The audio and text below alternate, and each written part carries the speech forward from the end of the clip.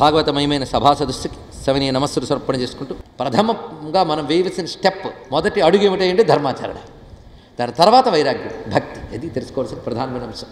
కాబట్టి ఇంతవరకు నేను ధర్మబద్ధమైన భోగాలు అనుభవించాను, వైరాగ్యం కలగకపోయినా భగవద్భక్తి రాకపోయినా నేను కూడా బ్రతికు ఉన్నా మరణించిన వారితోనే సమానం కదా. కాబట్టి నాకు ఇప్పుడు వైరాగ్యం కలిగింది. ఇప్పుడు కావలసింది ఆ భగవద్భక్తి, అంటే భగవంతుని సంబంధించిన ఎరుకతో కూడినటువంటి భక్తి. అది నాకు నువ్వు ప్రసాదించు, దానికి సంబంధించిన జ్ఞానాన్ని బోధించు అని. అంటే నాకు నారాయణుడు ఆజ్ఞాపించాడు ఏమిటి అంటే, నువ్వు ఈ 9 మంది సంతానం కలిగిన తర్వాత నన్ను కూడా పొందాలి అని. ఇప్పుడు నీ ద్వారా నేను ఒక సంతానాన్ని పొందుతాను అన్నాడు. చూసారా, నాకు వైరాగ్యం కలిగింది, జ్ఞానాన్ని చెప్పు అనే స్థితిలో ఉంది ఆవిడ. ఇంకా చాలు ఈ భోగాలు, నేను ఇంకా నివృత్తి మార్గంలోకి వెళతానన్నాడు ఆయన. ఇలాంటి మానసిక స్థితిలో ఉన్నప్పుడు వారిద్దరికీ సంతానం కలిగింది ఇక్కడ. అంటే అలాంటి మానసిక స్థితిలో ఉన్నప్పుడు కలిగే సంతానం ఎలా ఉంటుంది, ఇది ఆలోచించవలసిన అంశం. అలాంటి మానసిక స్థితిలో ఉన్నప్పుడు నారాయణుడు వారికి సంతానంగా కలుగుతున్నాడు. ఇక్కడ ఆలోచించండి, దీనిలో ఒక సంతానాన్ని పొందేటప్పుడు తల్లిదండ్రుల మనస్తత్వం బట్టి సంతానం ఎలా ఏర్పడతారో కూడా చెప్తున్నారు ఇక్కడ, సంస్కారములతో కూడిన. అలాగే జెనెటిక్స్ మీద భాగవతం పట్టుకున్న పరిశోధన చేస్తే చాలా కనబడతాయి. మనలో ఉన్న జన్యు లక్షణాలు, సంతానోత్పత్తి చేసేటప్పుడు మానసిక స్థితి కూడా అత్యంత ప్రధానము. శుద్ధమైన సమయము, శుద్ధమైన మనస్థితి, ఇన్ని ప్రధానం. వాడి తపస్సు సంతానంలో పండుతుంది కనుక పండించడానికి అనువైన సంస్కారం కావాలి. కనుక ఇప్పటితో వెంటనే ఈయనకి వైరాగ్యాన్ని బోధించలేదు, ఆయన సన్యాసం పుచ్చుకోలేదు. ఇప్పుడు సంతానాన్ని పొందాడు ఆమె ద్వారా. ఇప్పుడు పొందాడు సంతానం. ఇంతవరకు 9 మంది అయిపోయారు, ఇప్పుడు పొందుతున్న సంతానం ఎలాంటిది, ఇవిడికి ఎటువంటి పక్వత ఏర్పడ్డ తర్వాత ఈ సంతానం కలిగిందో చూడండి. ఆయన ధర్మబద్ధమైన భోగమును అనుభవిస్తున్నప్పుడు కలిగిన సంతానం 9 మంది. ఆవిడ వైరాగ్యం కలిగి జ్ఞానాన్ని అర్థించినప్పుడు నివృత్తికి అడుగు వేయబోతున్న వాడి ద్వారా కలిగినటువంటి సంతానం ఇప్పుడు కలగబోతోంది ఇక్కడ. ఆ కలిగినటువంటి సంతానమే కపిల మహర్షి, కపిలాచార్యుడు. మహర్షి కపిలాచార్య కృతజ్ఞో మేదినీపతి. ఆయన యొక్క అవతార వైభవాన్ని ఇక్కడ చూపిస్తున్నారు. త్వామహం తంత్వామహం బ్రహ్మ పరం పుమాంసం ప్రత్యక్స్రోతస్యాత్మని సంవిభావ్యం స్వతేజసాధ్వస్త గుణప్రభాగం వందే విష్ణుం కపిలం వేదగర్భం అని నమస్కరించాలి. అటువంటి కపిల మహర్షి ఉద్భవిస్తున్న సమయంలో పేతు సుమనసో దివ్యా ఖేచరై అపవర్జితా ప్రసేదుశ్చ దిశ సర్వా అంబాంసి చ మానాంసి చ. ఆ కపిలాచార్యుల వారు అవతరిస్తున్న వేళ కర్దమ ప్రజాపతి ఆశ్రమం అంతా నిర్మలమైనటువంటి వాతావరణం నెలకొని ఉన్నది. దేవతలు దేవలోకాల నుంచి పుష్పవృష్ణు కురిపించారు. ఆ సమయంలో దిక్కులు తేటపడ్డాయి, జలాశయములు, ప్రాణుల మనస్సులు కూడా నిర్మలమయ్యాయి స్వామి అవతరిస్తున్నటువంటి వేళ. అప్పుడు స్వామి అవతరిస్తున్న వేళ బ్రహ్మదేవుడు మొదలుకొని స్వయంభువాది మనువులు మహర్షులు అక్కడికి వచ్చారు. బ్రహ్మగారు కూడా వచ్చారు.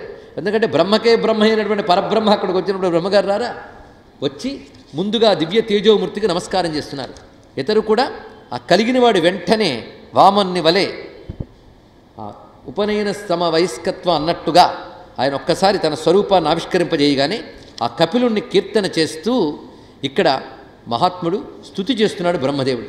ఆ స్తుతిలో స్వచ్ఛంద శక్తిం కపిలం ప్రపజ్యే పరం ప్రధానం పురుషం మహాంతం కాలం కవిం త్రివృతం లోకపాలం ఆత్మానుభూత్యానుగత ప్రపంచం స్వచ్ఛంద శక్తిం కపిలం ప్రపజ్యే. స్వతంత్రతాశక్తి అనేటువంటిది గురువు వద్ద ఉన్నటువంటి గొప్ప విషయం. అతడు దేనికి అధీనుడు కాడు, అన్నిటి తన అధీనంలో పెట్టుకోగలడు. అటువంటి కపిలుని ఆశ్రయిస్తున్నాను. అతడు ఎటువంటి వాడంటే పరం ప్రధానం పురుషం మహాంతం. ఆయన చెప్పిన సాంఖ్యమంతా ఇందులో ఉన్నదండి. ఇక్కడ ప్రకృతి, ఆ ప్రకృతి ప్రధానమని చెప్పబడుతుంది. దానికి కూడా పై ఉన్నటువంటి వాడు పురుషుడు, అతనికి కూడా పైన ఉన్నటువంటి వాడు పరమేశ్వరుడు. ఇలా మూడుగా వ్యవహారంలో చెప్పబడ్డప్పటికీ మూడింటిగా వ్యక్తమైన వాడు ఈశ్వరుడు ఒక్కడే. అని కపిలుడు చెప్పిన సాంఖ్యము శేశ్వర సాంఖ్యము. ఇది తెలుసుకోవాల్సింది, నిరీశ్వర సాంఖ్యం కాదు. భాగవతం ప్రకారంగా నేను ఇక్కడ శాస్త్రచర్చ గోష్ఠికి దిగడం లేదు, భాగవతం ప్రమాణంగా చెప్పుకుంటున్నాం భాగవత ప్రవచనంలో. అందుకే ఇక్కడ కపిలుడు సాక్షాత్ నారాయణ అవతారం. అతడి సాంఖ్యము బ్రహ్మ విద్యయే. ఎందుకంటే సాంఖ్యం గొప్ప విద్యే. సాంఖ్యం పైన ఉన్నది వేదాంతం చెప్తుంది అంతే. ఆ పైన ఉన్న వేదాంతంతో సాంఖ్యాన్ని ముడిపెట్టి చెప్తున్నది భాగవతం. అది సాంఖ్యం తత్వ విచారణకు పనికొస్తూ ఉంటుంది. సాంఖ్యం అంటే ఏమిటో కాదు, సంఖ్యలతో చెప్పేది సాంఖ్యం. అది చెప్పినవాడు కపిలాచార్యుడు. ఇది ఆచార్యావతారము. నారాయణ అవతారాల్లో ధర్మరక్షణ కోసం వచ్చే అవతారములు కొన్ని ఉంటాయి. ఆచార్యావతారం ఇది. లోకంలో జ్ఞానాన్ని ప్రదానం చేయడం కోసం పరమేశ్వరుడు తనను తాను వ్యక్తపరుచుకుంటాడు. అలాంటి అవతారములే నరనారాయణ అవతారం, దత్తాత్రేయ అవతారం, కపిలావతారం, ఆదిశంకర భగవత్పాదుల వారి అవతారం, వ్యాసావతారం, ఇవన్నీ ఆచార్యావతారములు అని చెప్పుకోవాలి ఇక్కడ. ఇదే జగద్గురు అవతారములు. ఈయన కూడా బ్రహ్మ విద్యనే ప్రదానం చేశాడు. తర్వాత వివిధములైన కలి మొదలైన దోషములు ఆక్రమించుకుపోయి సాంఖ్యం ఒక నిరీశ్వరవాదంగా ఏర్పడితే ఈశ్వరుడే అవతరించి దాని పరమార్థం ఈశ్వర సిద్ధాంత ప్రతిపాదన అని శంకర భగవత్పాదుల వారు వేదాంత మతాన్ని ప్రతిష్ఠ చేశారు. ఇది తెలుసుకోవాల్సిన ప్రధానమైన అంశం. వేదాంత విచారంలో కూడా సాంఖ్యానికి స్థానం ఉంది. సాంఖ్యం అంటే ఏమిటో కొంత చెప్పుకుందాం. ఈయన ఉపదేశం మొదలుపెట్టక చెప్పుకుందాం. ప్రస్తుతానికి మాత్రం అవతరించాడు గనక అవతరించిన స్వామిని నమస్కరిస్తున్నారు. కాలం కవిం త్రివృతం లోకపాలం ఆత్మానుభూత్యానుగత ప్రపంచం. ఆహా, ఎంత గొప్ప మాట ఇక్కడ. ప్రపంచానుభూతి అందరికీ ఉన్నది. ప్రపంచానుభూతి ఉన్నంతసేపు ఆత్మానుభూతి తెలియదు. అవునా లేదా? ఆత్మానుభూతి కలిగాక ఇంకా ప్రపంచానుభూతి ఆత్మానుభూతి లీనమైపోతుంది. అప్పుడు ఇంకా ప్రపంచానుభూతి ఉండదు, ఆత్మానుభూతి ఉంటుంది. ఇది తెలుసుకోవాల్సిన అంశం. ఇది ఎలాంటిది అంటే తాడును చూసి పాము అనుకున్నాం కదా. ఎప్పుడైతే తాడని తెలిసిపోయిందో పాము అనే అజ్ఞానం ఏమైపోయింది? తాడనే జ్ఞానంలో లీనమైపోయింది. నువ్వు తాడను పాము అనుకుంటున్నంతసేపు తాడనే జ్ఞానం లేదు. అలాగే ప్రపంచాన్ని చూస్తున్నంతసేపు పరమాత్మ అనే జ్ఞానం లేదు. తాడని తేలిపోయాక పాము అనే అజ్ఞానం లేదు. అంతేగాని ఇప్పుడు తాడని తేలిపోయిందండి ఆయన పామేనండి అంటే వాడికి ఏదో ఒకటి తేలలేదని అర్థం ఇక్కడ. అందుకు ఆత్మానుభూత్యానుగత ప్రపంచం అనే మాట అంత గొప్పది ఇక్కడ. ఆత్మానుభూతి లభించిన తర్వాత ప్రపంచానుభూతి విలీనము చేసినటువంటి స్వరూపము ఏదో అది కపిల స్వరూపము. అటువంటి స్వరూపానికి నమస్కారం. అంటే ఆయన ఏం చెప్పబోతున్నాడో, ఆయన ఏం చెప్పాడో ఒక్క శ్లోకంలో చెప్పాడు బ్రహ్మదేవుడు. ఏం కావాలి ఇక్కడ? బ్రహ్మగారు కనుక అంత చక్కగా చెప్పారు. కపిలావతార స్వరూపం అంతా ఇందులో ఆవిష్కరింపబడుతున్నది. అయం సిద్ధగణాధీశ సాంఖ్యాచార్యే సుసమ్మత లోకే కపిల ఇత్యాఖ్యాం గంతాతే కీర్తివర్ధన. ఇది చెప్పాడు బ్రహ్మదేవుడు. ఇతడు సిద్ధాచార్యుడు, సిద్ధులకి అధీశ్వరుడు. సాంఖ్యాచార్యులందరూ ఇతన్ని గౌరవిస్తారు అని చెప్పి అక్కడ కర్దమ ప్రజాపతిని కూడా దీవించి తాను అంతర్ధానమైన బ్రహ్మదేవుడు. అప్పుడు కపిలాచార్యుల వారిని శరణు వేడాడు కర్దమ ప్రజాపతి. ఇప్పుడు నాకు అనుమతిస్తావా అని అడిగాడు. ఇప్పుడు నీకు ఇంక అనుమతిస్తున్నాను, నువ్వు నివృత్తి మార్గం వైపు వెళ్ళు. కానీ మా అమ్మ అంటే నీ భార్య నిన్ను ఒకటి కోరుకున్నది, అది నేను ఉపదేశిస్తాను ఆమెకి అన్నాడు. జ్ఞానాన్ని అడిగినది కదా, నేను ఉపదేశిస్తానన్నాడు. తల్లికే గురువైన అవతారం కనుక దేవహూతికి గురువయ్యాడు కపిలాచార్యుల వారు. అందుకే అవతారానికి ఒక ప్రత్యేకత ఉన్నది. ఎప్పుడైతే నివృత్తి మార్గం వైపు అన్నీ విడిచి వెళ్ళిపోయాడో కర్దముడు, ఇంకా ఆశ్రమంలో ఉన్న తల్లి ఈయన శరణు వేడింది. అంతేగా నేను చెప్తున్నాను వినని వెళ్ళి తనంత తాను వెళ్ళి చెప్పలేదు. ఆమె వెళ్ళి నమస్కరించి తరించడానికే మార్గాన్ని అడిగితే స్వామివారు ఇక్కడి నుంచి ఉపదేశం చేస్తున్నాడు. వెళ్ళిన కర్దముడు ఏమయ్యాడయ్యా అంటే వాసుదేవే భగవతి సర్వజ్ఞే ప్రత్యేగాత్మని పరేణ భక్తిభావేన లబ్ధాత్మ ముక్తబంధన.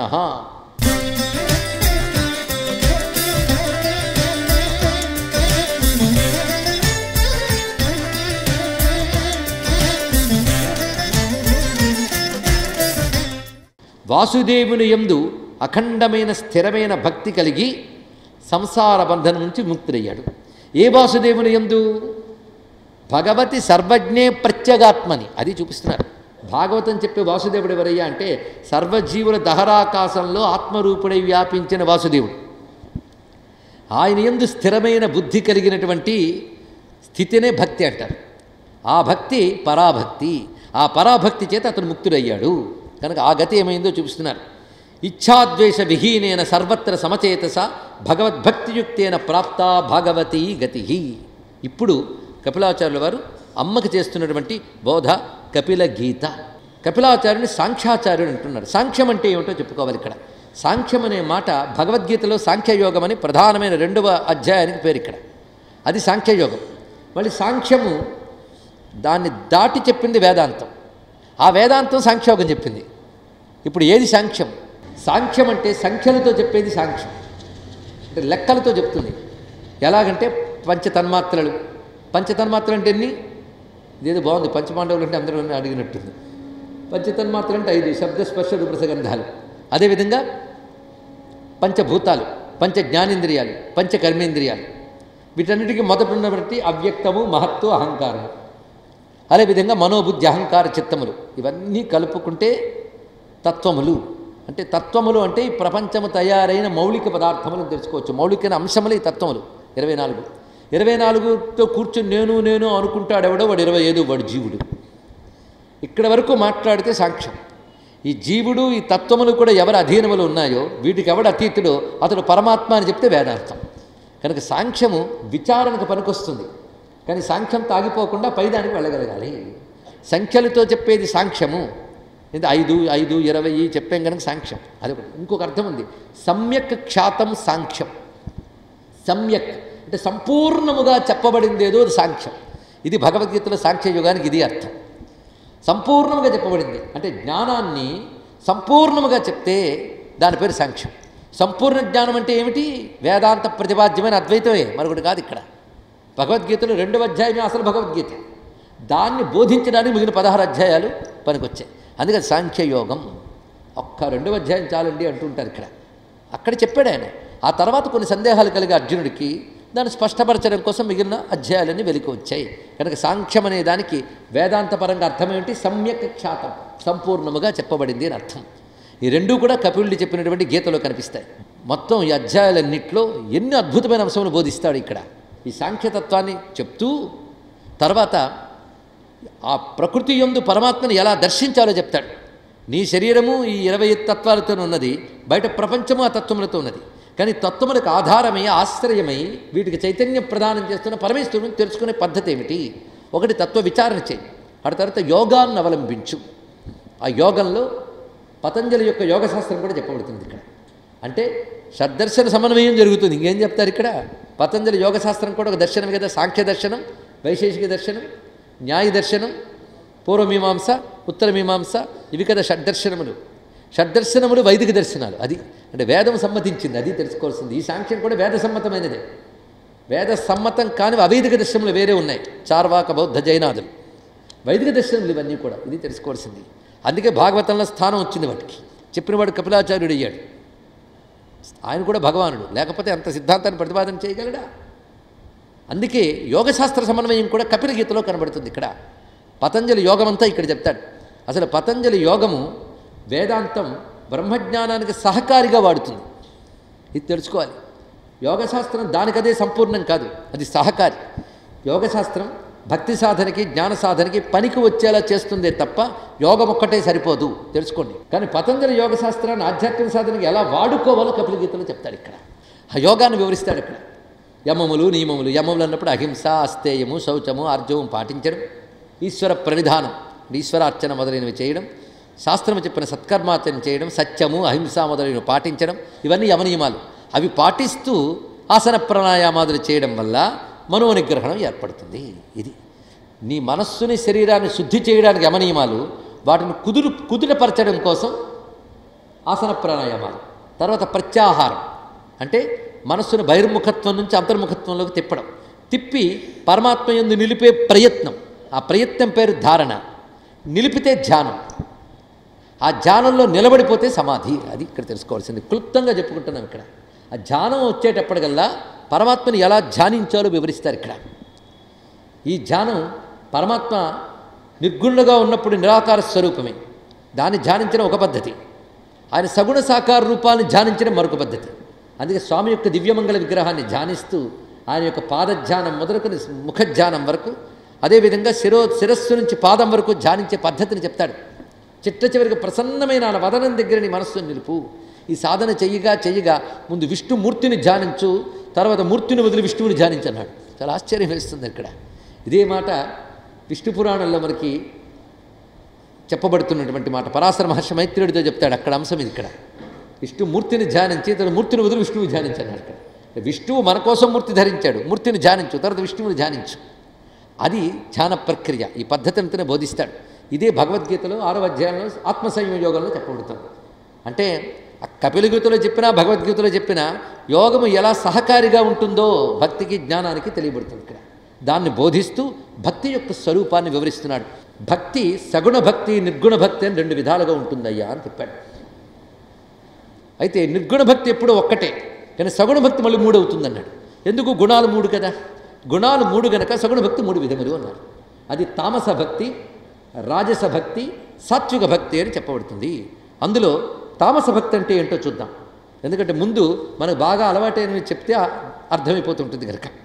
తామస భక్తి ఎలా ఉంటుందంటే అభిసంధాయయో హింసాం దంభం మాత్సర్యమేవ సంరంభి భిన్న దృగ్భావం మయి కుర్యాత్ సతామస. భాగవతం ఎంత గొప్ప గ్రంథం అంటే ఒక్కొక్క చోట కొన్ని సిద్ధాంతాలు కొన్ని బోధలు చేస్తూ ఉంటాడు, దానికి ఉదాహరణగా కథలు చెప్తుంటాడు. అలాగే ఇక్కడ ఒక తామస భక్తుడిని చెప్తున్నారు. తామస భక్తులు ఎలా ఉంటారంటే ఎవడు భగవంతుని భక్తితో సేవిస్తున్నప్పటికీ ఆ భక్తి యొక్క పద్ధతిలో హింస ఉంటుందో, దంభం ఉంటుందో, దంభం అంటే ఆడంబరము పొగరుమొత్తను, అలాంటి దంభంతో హింసతో కూడిన భక్తి తామస భక్తి అనిపించుకుంటుంది. అలాగే మాత్సర్యాది భావాలు ఉంటాయి, అంటే వాడికే ఉంది నాకు లేదు, నేను పొందుతాను, ఏమిటి వాడి గొప్ప, ఇలాంటి భావాలతో కూడి భగవదారాధన చేసినట్లయితే వాళ్ళది తామస భక్తి అనిపించుకుంటుంది. పైగా భిన్న దృగ్భావం, వాడికి ఎప్పుడు భిన్న భావం ఉంటుంది. అంటే అదే మీరునేమనుమతి భ్రమణంబున భిన్నులై అక్కడ చెప్తున్నాడు. ఇక్కడ సర్వత్రా ఉన్నవాడు పరమాత్మ ఒక్కడే అని తెలియకపోవడం వల్లనే వాడిపో మాత్సర్యం ఏర్పడుతుంది, ద్వేషం ఏర్పడుతుంది, ఒకదాని యందు అనురాగం ఏర్పడుతుంది. కనుక భేదభావం ఉన్నంత కాలము అది పాపహేతువే. తామసికి భేదభావం ఉంటుంది, రాజసికి భేదభావం ఉంటుంది. భేదభావంతోనే భగవంతుని ఉపాసిస్తారు. అందుకే అహమిచ్చే విభావయే భవాని అని చెప్పారు. అహం రూపమైనటువంటి నాలో చైతన్యమే పరమేశ్వరుడని ఉపాసించగలిగితే ఆ స్థితి చాలా గొప్పది. అది కాకుండా భేదభావంతో ఉపాసిస్తున్నంతకాలం అయితే రాజసం లేదా తామసం, ఇదే పరిస్థితి. ఈ తామస భావంతో భిన్న దృగ్భావం మయి కుర్యాత్ సతామస. కనుక వీళ్ళని భక్తులు అనొచ్చు కానీ తామస భక్తులు అనాలి అని వివరించారు ఇక్కడ. ఇప్పుడు తామస భక్తి అర్థమైంది కదా. వీళ్ళకి ఉదాహరణలు చెప్పాలంటే బోల్డ్ ఎంతమంది దొరుకుతారు పురాణాల్లో. అలాంటి తామస భక్తులు ఎవరయ్యా అంటే ఒకడు భస్మాసురుడు. నిజంగా ఏ పరమాత్మ కనబడితే మోక్షము లభిస్తుందో ఆయన కనబడితే కోరుకునేది ఏమిటి? వాడి లోపల శ్వాసలు అలా ఉన్నాయి కనుకనే అక్కడ అది తామస భక్తి అంటే ఇక్కడ. అలాగే రావణుడు, ఈ రాక్షసుడైనటువంటి హిరణ్యకశిపుడు, వీళ్ళందరూ ఇటువంటి భావాలతో ఉన్నటువంటి వాళ్ళే ఈ తామస భక్తి. దానిలో హింస ఉన్నది, ఆ పద్ధతిలో హింస ఉంది, మాత్సర్యం ఉంది, దంభం ఉంది, ప్రయోజనంలో కూడా హింస కనబడుతున్నది. ఈ తామస భక్తి.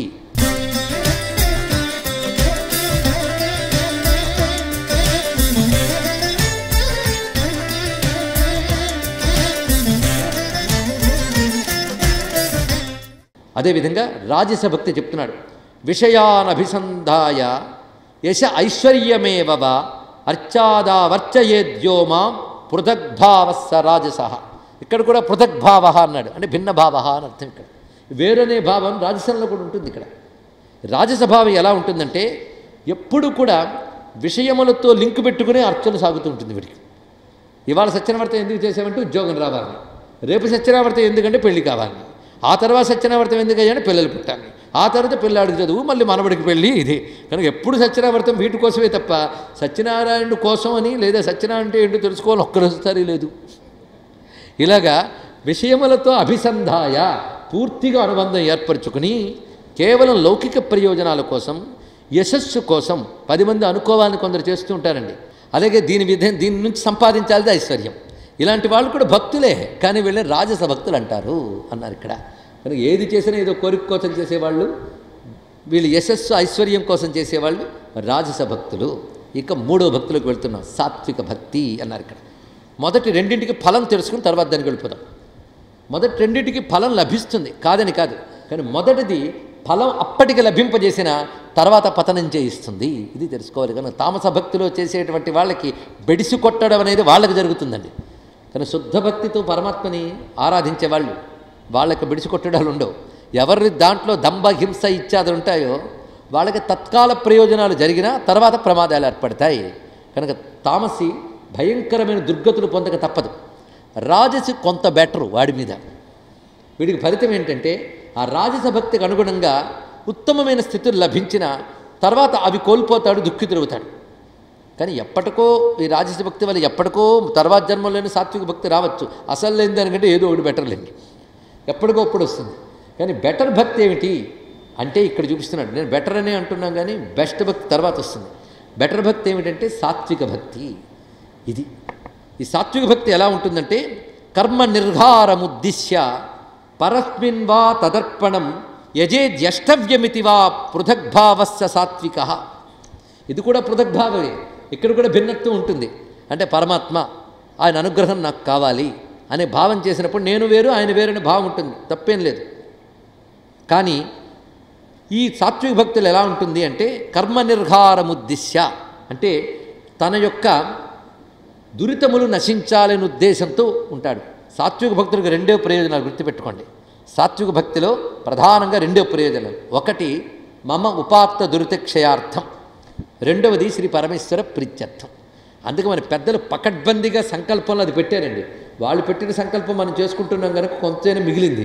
మనమే సంకల్పాలు వస్తే మన భయంకరంగా ఉండేవి. ఇక్కడ మమ ఉపాత్త దురితక్షయ ద్వారా శ్రీ పరమేశ్వర ప్రీత్యర్థం, ఇదే కదా. ఆ తర్వాత శుభే శోభనమూర్తి శ్రీ మహావిష్ణురాజ్ఞ, నీ ఇష్టం ఏం పెట్టుకుంటూ పెట్టుకో, ప్రధానం ఆ రెండే. కనుకనే కనీసం సాత్విక భక్తి లేకపోయినా మాటలోనైనా తెలుసుకో అని చెప్పారు పెద్దవాళ్ళు. ఇక్కడ ఉపాత్త దురితక్షయార్థం, మనస్సు నిండా పాప పంకిలం అనేక జన్మల నుంచి వచ్చిన వాసనారూపంగా ఉంది, అది తొలగడం కోసం పరమాత్మను ఆరాధిస్తున్నాను. పాపక్షయం అవ్వాలి, రెండు ఆయన సంతోషించాలి, పరమేశ్వరుడు ప్రీతి చెందాలి. అందుకే పరమేశ్వర ప్రీత్యర్థం. ఈ రెండు ప్రయోజనాల కోసము ఎవడు కర్మ చేస్తున్నాడో ఆ కర్మ కూడా ఈ కర్మ చేయడం నా విధి అని చేస్తాడు. యజేద్యష్టవ్యం. నేను ఇవాళ దేవతార్చన చేశాను, ఇవాళ సంధ్యావందనం చేశాను. ఎందుకు అంటే ఇది చేస్తే నాకు ఆయుష్ లభిస్తుంది, ఇలాంటి లౌకిక ప్రయోజనాలు లేదు, ఇది నా విధి కనుక ఇది చెయ్యడం విధి అని శాస్త్రం చెప్పింది, నేను చేస్తున్నాను అంటూ చేస్తాడు. వాడి ప్రయోజనం మాత్రం రెండే. ఈ భావం సాత్విక భక్తి అనిపించుకుంటుంది. ఈ మూడింట్లో గొప్పదేది?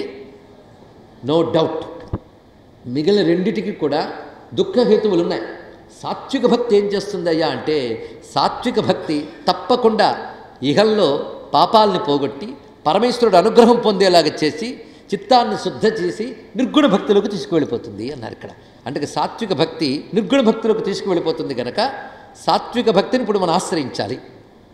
ఏమండి నిర్గుణ భక్తి గొప్పది కదా, అదే ఆశ్రయిస్తే ఎలా వస్తుంది అంటే, ముందు ఉండాల్సింది అసలు లేదు, ఉట్టికెక్కలేని స్వర్గానికి ఎక్కిందా అన్నట్టు ముందు సాత్విక భక్తుడు ఉంటే నిర్గుణ భక్తులకు వెళ్ళగలరు.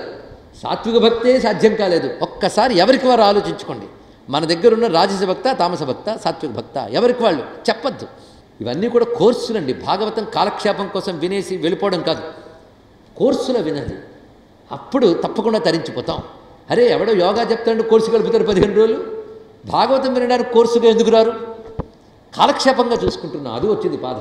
ఎంతవరకు పురాణం కాలక్షేపం అవుతుందో బ్రతుకు బాగుపడదు, ఎంతవరకు పురాణం సాధన అవుతుందో అప్పుడు బ్రతుకు వెంటనే పండుతుంది. తెలుసుకోవాలి, ఆ దృష్టితో జరగాలి. ఇక్కడ సాధనలోకి తెచ్చుకోవాలి. ఇక్కడ చెప్పిన ప్రతి అంశం సాధనకు పనికి వచ్చేది. నిజంగా చెప్పాలంటే ఎక్కువ మందిలో ఏ భక్తి ఉంటుందండి? తామస భక్తి లేకపోయినా రాజస భక్తి ఉంటుంది, ఒప్పుకుందాం. అవునా?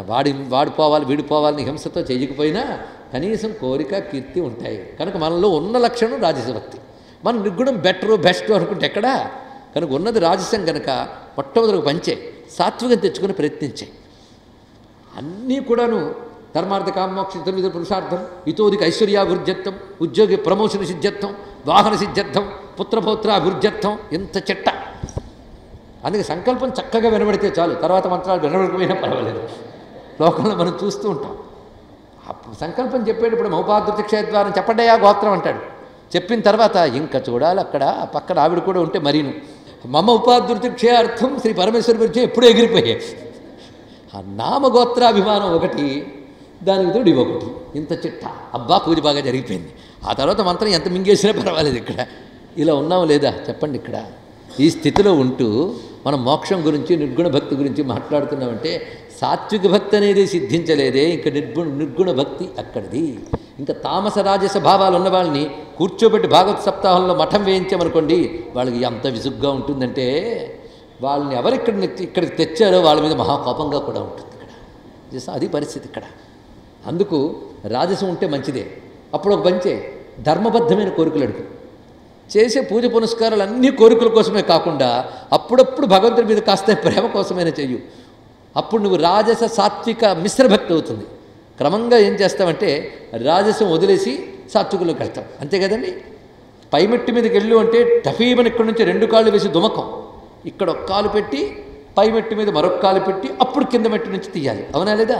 కనుక రాజస భక్తిలో ఉన్న మనం సాత్విక భక్తి వైపు ఒక పాదం పెట్టి క్రమంగా కింద పాదం తీసేయాలి. అంతేగాని అక్కడ ఇక్కడ వేస్తానంటే మరి ఎప్పుడు పైకి వెళ్ళాం, ఇది తెలుసుకోవాలి. ఇక్కడ ఒక్కసారి దుముకుతానంటే కింద పడతాం.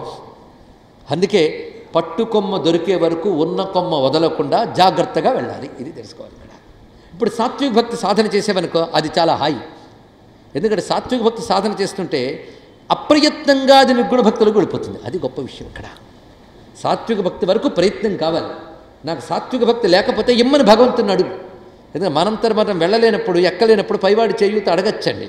అందుకే భక్తి బిచ్చమియ్యవే రామయ్య, సాత్వికమగు భక్తి బిచ్చమియ్యవే రామయ్య అని కీర్తనలో త్యాగయ్య చెప్పాడు. ఇక్కడ సాత్వికమగు ఆ మాట ఇక్కడ లేకపోతే ఎలా ఉండేది? సాత్విక భక్తి అది. అలాంటి భక్తి ఉన్నప్పుడు ఈ ప్రయోజనాలు ఎంత బాగున్నాయి. ఉపాత్త దురితక్షయార్థం శ్రీ పరమేశ్వర ప్రీత్యర్థం, ఎంత బాగుందండి. ఇక్కడ అప్పుడు నామగోత్రాలు కూడా చెప్పడు, నామరూపాభిమానం కూడా పోతుంది. అలాంటి ఉపాసనా సంప్రదాయాలు దక్షిణాచారంలో చాలా ఉన్నాయి. అది సాత్విక భక్తి అనిపించుకుంటుంది. ఈ సాత్విక భక్తి పండిన తర్వాత నిర్గుణ భక్తులకు వెళతారు. నిర్గుణ భక్తి ఎలా ఉంటుంది ఇప్పుడు చూపిస్తున్నాడు. నిర్గుణ భక్తి యొక్క లక్షణాన్ని పరిశీలిద్దాం. ఇదే విషయం మనకి దేవీ భాగవతాలు అమ్మవారు చెప్తారు. కనుక హిందూ మతంలో శివభక్తులు విష్ణు భక్తులు అని రెండు మతాల్లో అంతా కలిసి హిందూ ధర్మమే. ఎందుకంటే తరించడానికి మార్గములు ఒక్కటే, పద్ధతి ఒక్కటే, ఇది తెలుసుకోండి. ఇక్కడ